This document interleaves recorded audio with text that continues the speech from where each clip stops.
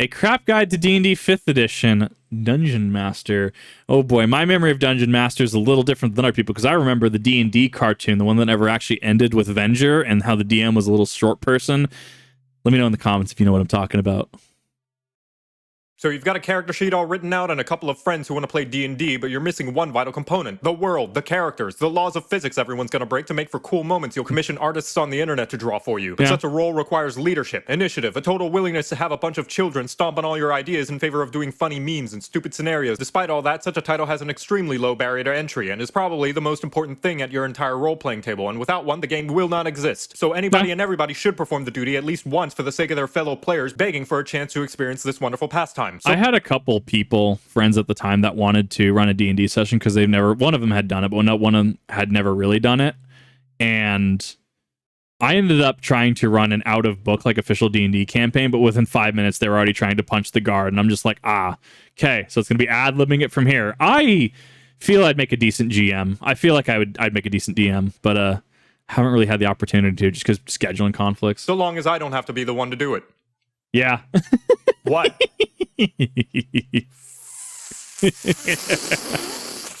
Fine. Welcome to a crap guide to Dungeons and Dragons. Perfect. The Dungeon Master, or Game Master, if you like clay in your soup, is the mind behind the magic and who... Like clay in your soup. Wow, JoCat swinging from left field. Oh my god, that was great. Oh, that took me off guard. Who decides just about everything that happens in the game besides the player's own choices. Your role as a DM is to control and describe literally every single little detail that happens during the game, as you are the game. The game cannot exist without a Dungeon Master. As the DM, you call the shots based on how the rules work, or if you don't like the rules and say, shoot that poot, and come up with your own. Otherwise, how else are you supposed to know if your rules lawyering player is giving you correct information and isn't just making an elaborate manipulative plot to trick you into giving them a pet displacer beast? Fortunately for you, if you aren't sure or don't remember how a certain rule... Chat, you're not getting the pet displacer beast. I will not allow it. You're not getting the pet displacer beast. Now, an intellect devourer I'd be open to, but not a displacer beast. Works, you can always just look it up, because being a good DM is about applying information, not memorizing it, unlike the American education system. Outside of the rules, though, you are the bridge between the player... Hold up. He came at that with me fast. Hold up. What was that? For you, if you aren't sure or don't remember how a certain rule works, you can always just look it up, because being a good DM is about applying information, not memorizing it, unlike the American education system. Ooh! Ooh! Man. Oh, I can attest to that. Oh, God. That was savage. Outside of the rules, though, you are the bridge between the players and the fantasy world they're playing in, describing everything that's going on in excruciating detail, like a radio show, but with a lot more awkward pauses. Everything they fuck, marry, or kill is through the context of how you describe it, which means you have to be incredibly deliberate with your vocabulary and respect the Oxford comma, or else... Do not eat the gelatinous cube. Do not do things to the gelatinous cube. Do not engage in things with the gelatinous cube. You might make the wrong translation of what's going on in your brain to the players, who may then think the innocent bystander NPC is actually a murderer, because you accidentally stuttered when voicing them, saying they were just doing their task. No, I actually have a dick wizard trope that I'll do, which is, you can see that there's an emerging pattern here, where I'll have characters, yes, you have entered my tower of spook. How enter you today, traveler? How are you? What news do you bear? And then, they go through the dialogue. Would you like to see my closet? What do you mean your closet? Would you like to see my closet? There are many interesting things in there. Some might say it's a gateway. And then you go through this whole thing, and you open up the closet, and there's just, like, shoestring, 2 buttons, and, like, I don't know, like a match in there. Yes, do you like my treasure trove? It's just garbage. One man's trash is another man's treasure. But you never actually know if he's, like, the most powerful wizard in setting, or if he's just a complete idiot. I think if I had to say if my storytelling style has a, like, signature, so to speak, or a recurring theme, it is the dick wizard trope. And if I can be synonymized with a dick wizard, context, hashtag Kip out of context, I'm okay with that. I have so many ideas for dick wizards. It's so funny. There are quite a few ways information can be put across to the players, and it all comes down to the DM's preferred style of presentation. Yeah. Many pop culture depictions of the nerd ritual often show an ornately carved and treated mahogany table, I players wish. dressed in professional cosplay on par with 2000s Hollywood costumes, atmospheric mood lighting that'll make a hardcore dom blush, background music and ambience that's like a spa day for your ear canals, and detailed miniatures, maps, and set pieces painted by angels using brushes made from the nose hairs of the gods. Now, do you need all these fancy, expensive, and superfluous amounts of presentation and No, you don't need them, but they help. stimulus in order to have a worthwhile Dungeons and Dragons experience for your players? Of course you do. Fork it over, bitch. Your wallet could lose a few extra pounds. 69. But even with all the fanciest of theatrics, every Dungeon Master has to rely on the ever-prevalent theater of the mind, where everyone has to use their imagination to visualize what's happening in your grand spanking fantasy world. So a game of D&D doesn't have to cost hundreds of dollars and can be anything from a massive theatrical event to a hangout with the bros with cardboard cutout minis to even sitting in a restaurant with napkins for character sheets and the I would run this. I would go... Okay, maybe not Denny's. I would go... Because I'm enamored by the concept of Waffle House, because we don't have one in Idaho. I would go to a Waffle House for D&D. I feel like this is the most meta of calls here. salt and pepper shakers are the evil queen of spice and her angry white steed. No matter what, you'll always eventually have to rely on the most useful creation of all mankind that can raise armies and fell nations. Words. No! Never underestimate the power of a good thesaurus, because inevitably there will be a situation where all your fancy props won't suffice and you will have to learn how to use Old English vernacular. As the DM, most of your responsibility all boils down to allowing the players to interact with your grand spankin' fantasy world. And how they do that can be summarized in one simple action: rolling dice. When a player wants to do something, anything, the DM is the one who decides if the player rolls dice, what dice they roll, and the outcome of the roll of the dice. Then there's nothing scarier than your DM asking, hey, just out of the blue, hey, I need you to roll. What for? Don't worry about it. Roll. DM looks at notes, looks up, nods, interesting, continue, and then looks back at it. Just you continue the session. There's not a scarier interaction that I can think of.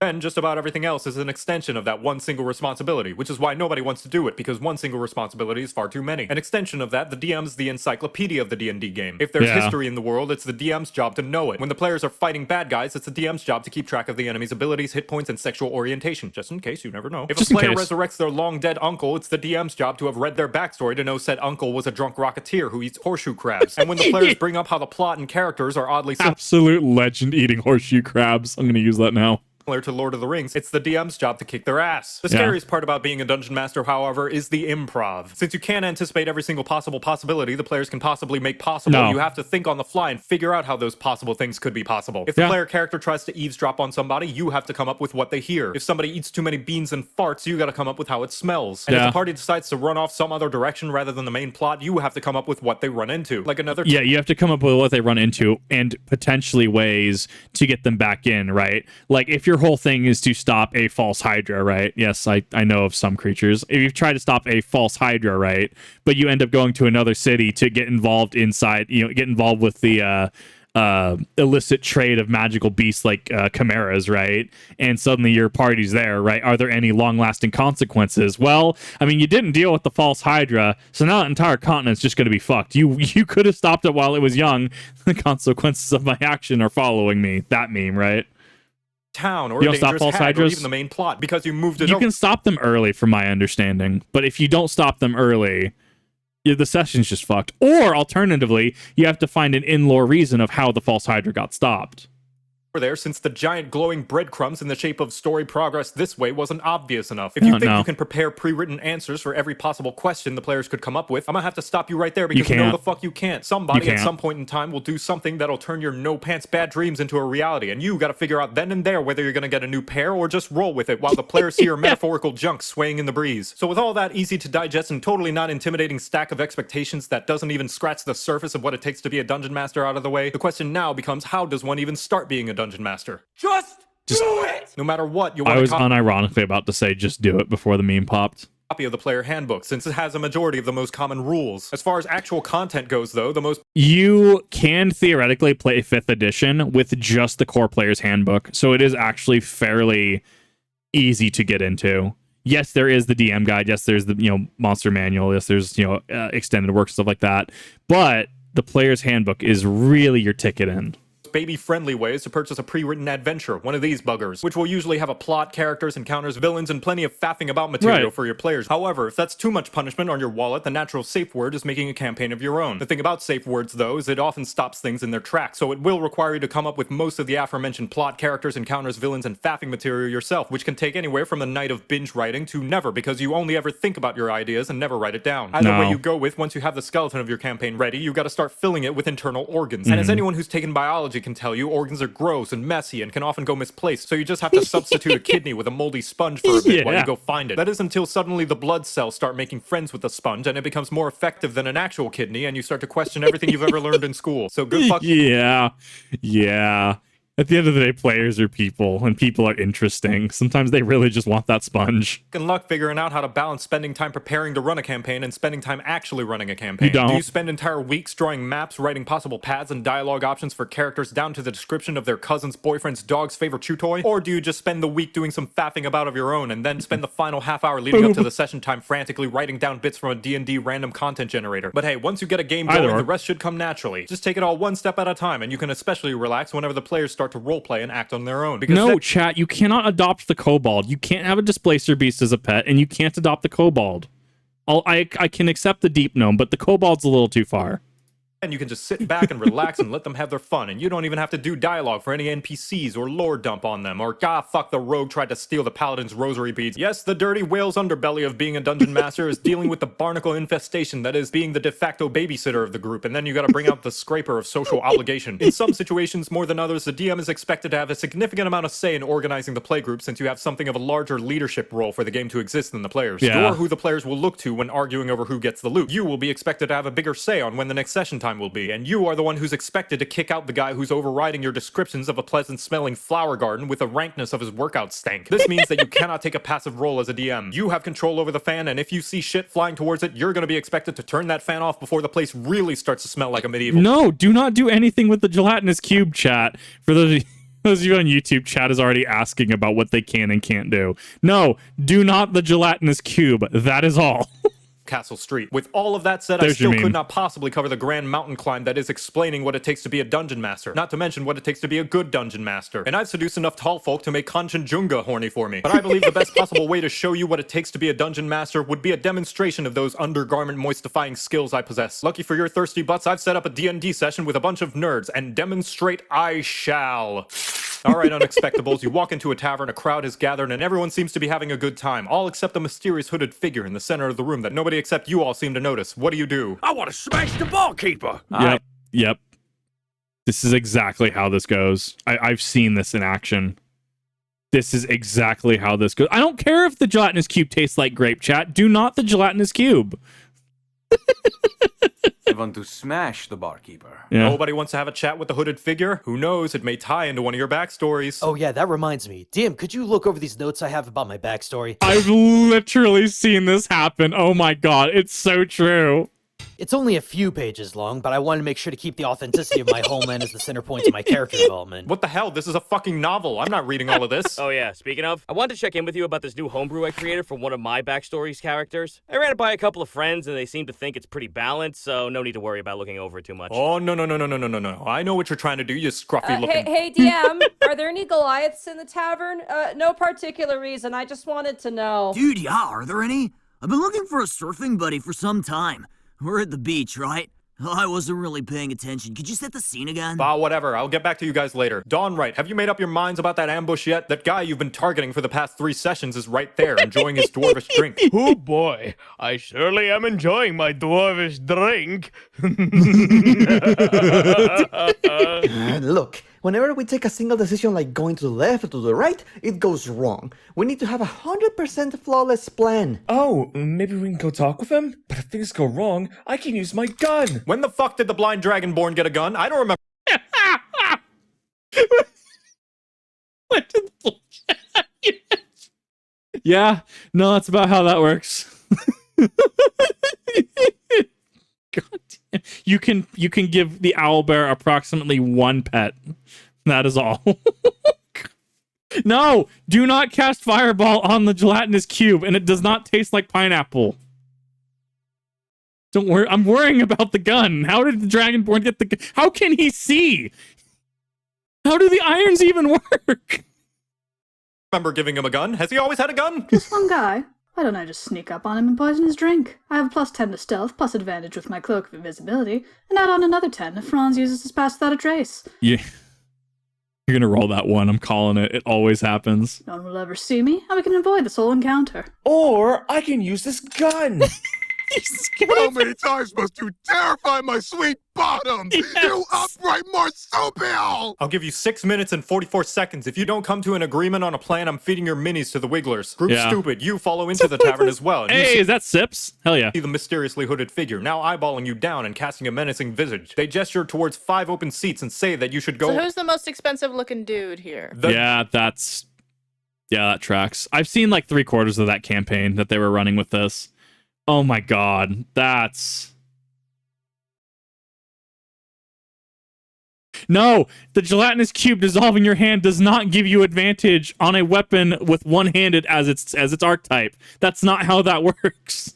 In fact, you're now getting dex penalties. Wild Magic's goofy. Wild Magic's a trip. What is... Yeah, you truly cannot prepare for players. I rue the day when I get bullied into DMing, because it's going to happen. I know it. I can feel it.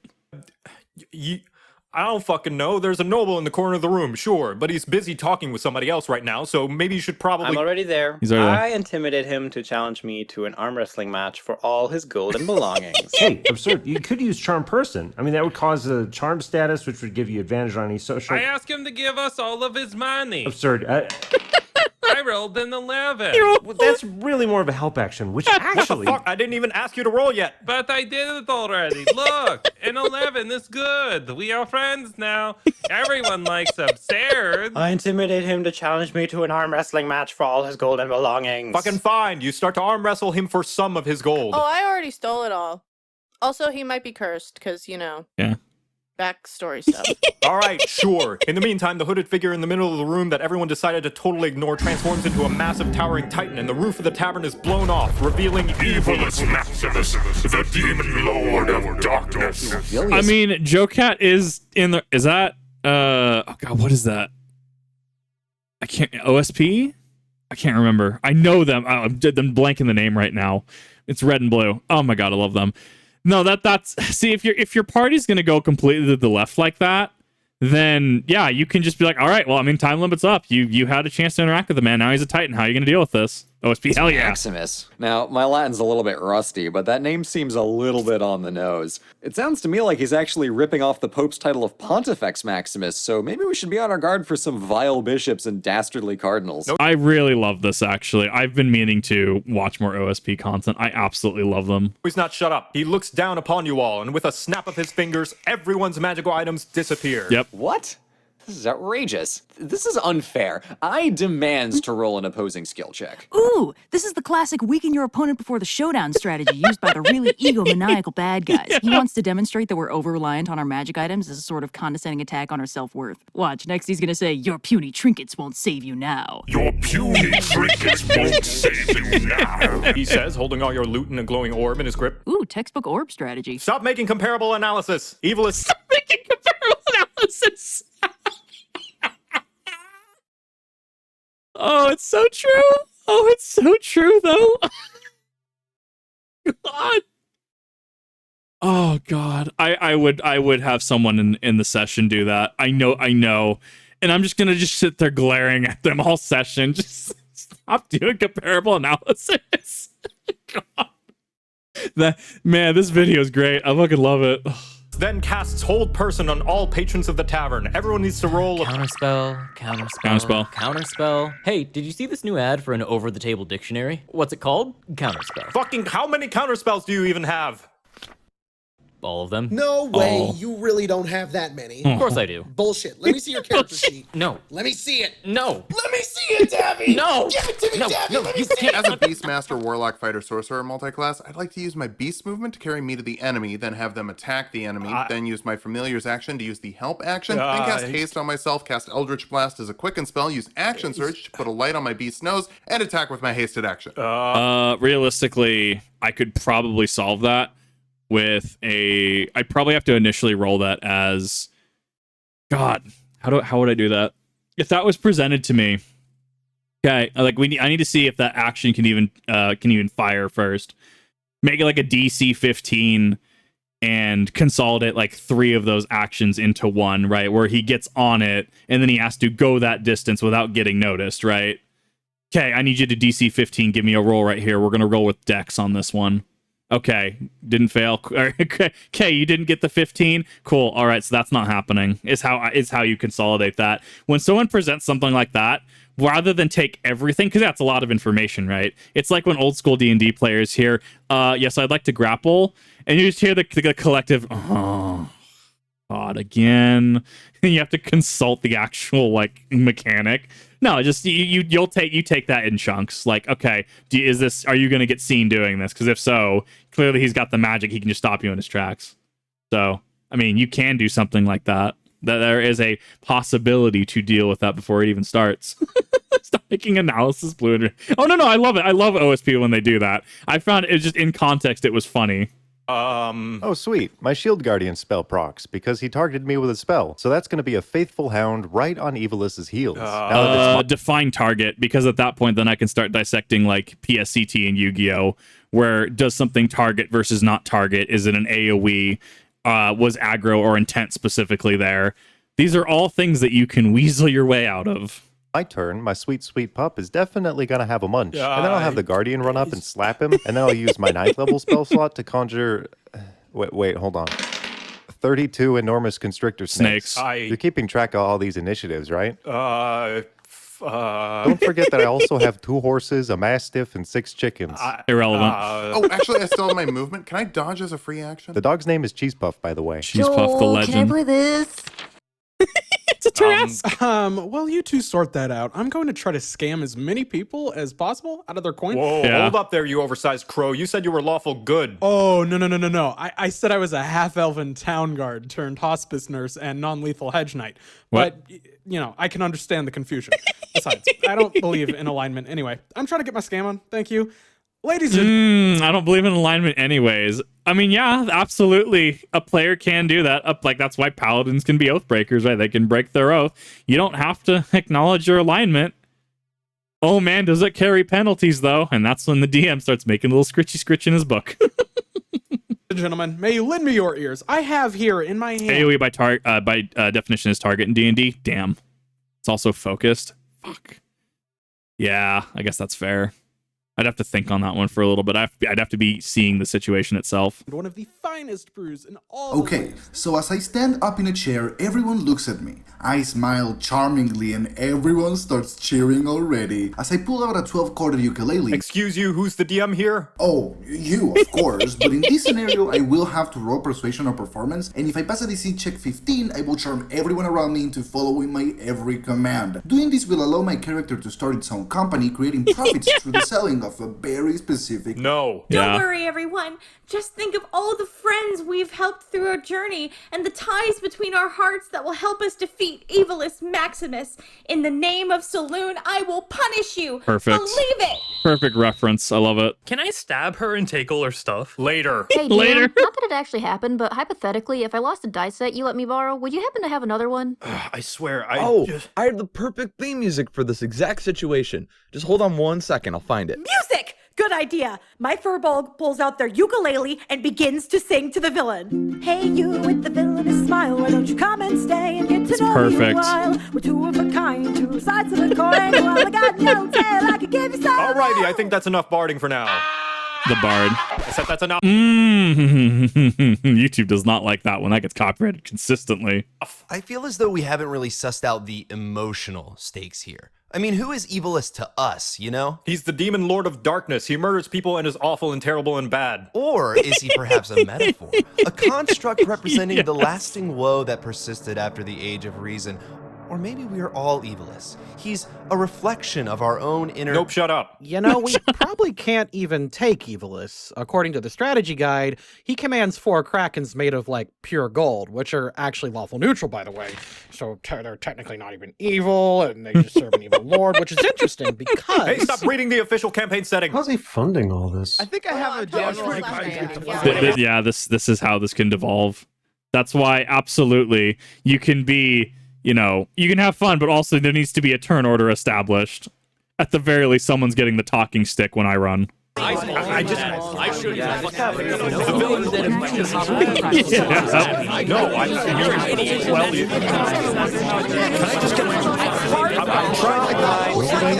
Okay, shut up! I should make pudding pretzels tonight. Evilus Maximus has you all completely surrounded and begins to speak. Foolish mortals, I've lived for 1,000 lifetimes, and once I'm done with you, I'll continue to live 1,000 more. You are merely a blink in my existence. I felled gods and consumed worlds, worlds which yours pales in its own inadequacy. For the darkness I've tamed this. We've got him now, guys. I cast polymorph in the middle of his speech. Yeah. I love the crab. I love him. God, this is so good. It's almost kind of like you as the DM, you get so close to your delivery, but your players just edge you out of it. It's so funny. Yeah, turn him into a T-Rex. No, wait, T-Rex I'm is gonna bad. grab Turn him Greckles. into something I'm smaller. gonna dimension Goldfish, turn him into a goldfish. Can I persuade him to be our friend instead? This evil Maximus. You can suck on this whale's soul.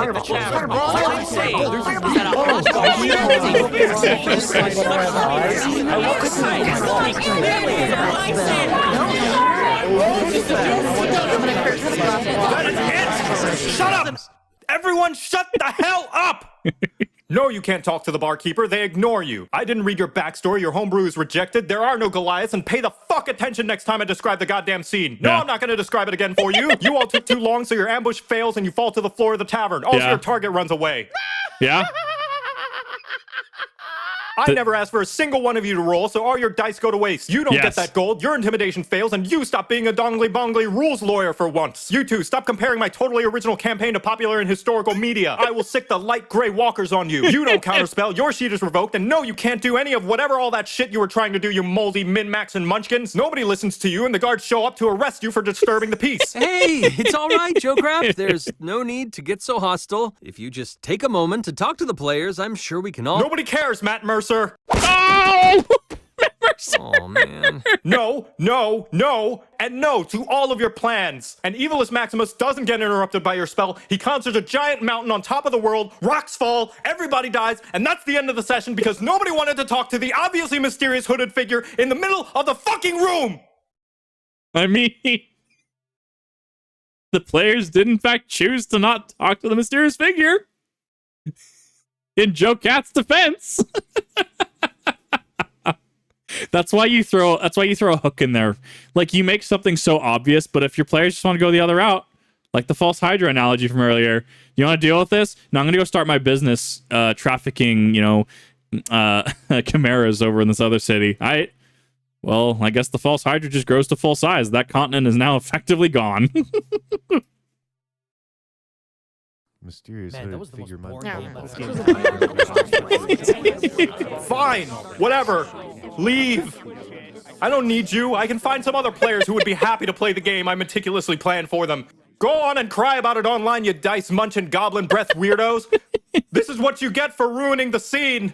It's all your fault, you know. But this is an analogy for the DM having too much power and not giving players enough freedom of choice. Because players, at the end of the day, regardless of the story that you've crafted as a DM, the players are the ones that are going to see this to fruition. The players are the ones that are going to be experiencing it. And if they don't want to experience the story you've created, I mean, that is also perfectly fine. It really just comes down to being an adult and communicating. It comes down to, let's have fun. I have this. I'd like you to do this. But if you don't want to do this, well, I guess I got to go do something else. And that's perfectly fine. You're welcome! I'm calling this now. Satisfied? What the hell else was I supposed to do? If they don't want to play the game I've set up for them, then they don't deserve to play at all. Did I call it? Maybe, but did you ever think about the game they do want to play? You know, the players are just as much a part of how the session goes as you are. Yes. Part of D&D is about how anything can happen. Am I going to take that W? Am I feeling that W? Planned out this whole thing for them. I even got all the books and everything. It was going to be a sweeping story with awesome NPCs and an epic conclusion, but they're not doing what I need them to do. That's true, and maybe they never will. But that might be okay. Sure, keep in mind where you want the That game is not to go, me, I but assure you. Not everything has to be by the books. Chad is saying that the guy looks like Kip. I can assure you that is not me. Would I love to be in a JoCat video? Would I love to like play with JoCat? Yes. That is not me, I can assure you. Everyone is playing their own version of D&D, and as the DM, you have to be able to adapt to Yes, that is JoCat. Saying This no is to Joe Crap. everything you don't want them doing isn't There's going lore. to give them an amazing experience with infinite possibilities. It's just going to make them feel like the game's better off without them. Yeah. But what if I do let them do whatever they want, and things go wrong, and it gets boring or embarrassing? Then you just improvise. You roll with it. As a DM, it is your job to effectively not control the world, but to control in the loose sense, right? To make it flow, to bring it to life. You are bringing this world to life. I mean, with the Dick Wizard comment earlier, right? Ah, yes, would you like to see my closet with all my treasures in it? Did that not add characterization to effectively a figment of Kip's imagination? Right? It's not everyone wants to do it, and not everyone can do it. Yes, you are to maintain balance there, absolutely. And you are there to help your players experience something, whether that's your story or whether that's a story they make themselves. Balanced, or I forget something important, or the game goes south somehow and the players don't like the session anyway. Then you go again and do better next time. And this situation right here could be a good start. Yeah? Yeah, right. And what am I supposed to do? Talk to the players? Yes. You can certainly try.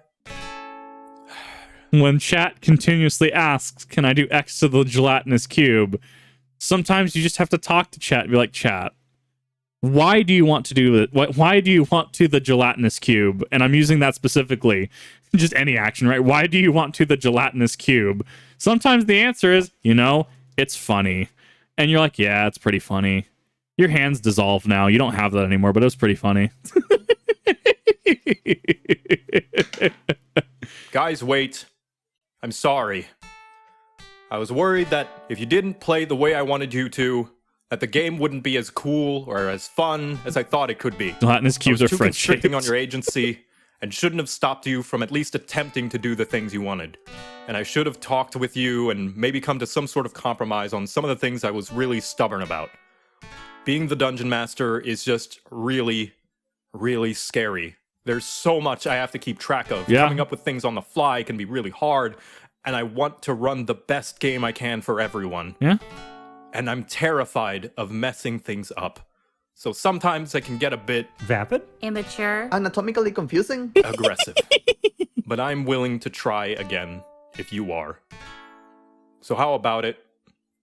Would you like to play some D&D?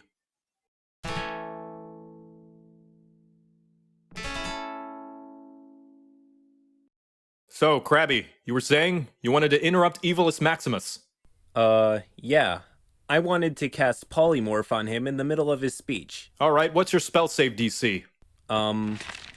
15. Oh. Yeah. Against all odds, you successfully polymorph Evilus Maximus. He transforms into a meek little sheep and falls to the tavern floor. Seeing this happen, several of the tavern patrons throw up their hoods to reveal they are And part of sometimes Evilus's that's what cult. it takes. Everyone roll for initiative. Sometimes it really is the stories you make along the way.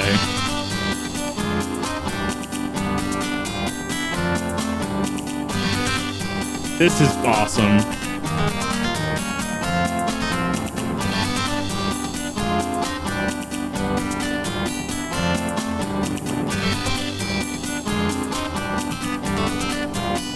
Is this gonna be the credits?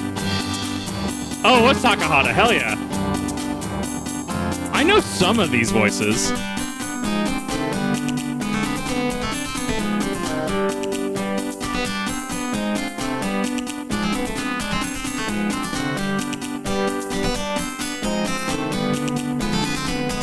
This sound does slap. I like the outro.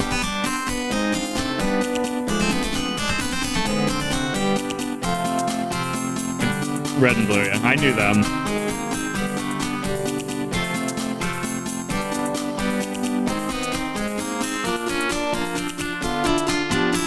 How have I not run across Runesmith yet?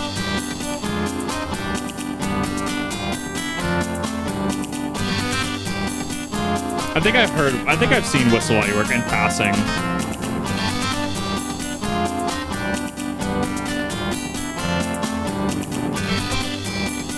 Crit Crab is next level.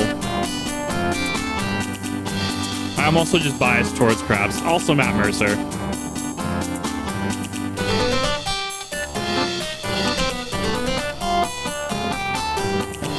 I can't see JoCat's avatar, not JoCrap. I can't see JoCat's avatar without thinking of the spicy art that happened on Twitter once he got his VTuber model. And that's, I don't know, that's one of those things that I just can't separate in my brain, and I kind of smile every time because JoCat is just next level. All these creators were absolutely awesome. And if you haven't given JoCat a try, if you haven't even given, you know, OSP, Red and Blue a try, if you haven't given RuneSmith a try, I would definitely recommend watching each and every one of these creators because really, this was awesome. And this did showcase a lot of why we play D&D and how interactions can happen, how stressful it can even be as a DM.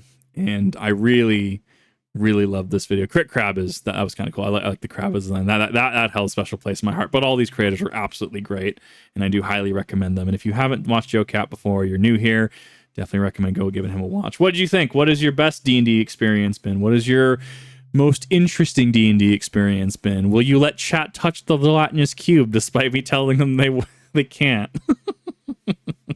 You know, would you watch Kip even DM a session? Who knows? But I digress. Thank you for watching. I definitely appreciate that. And if you're on the channel, let me know your thoughts, and I'll see you in the next one.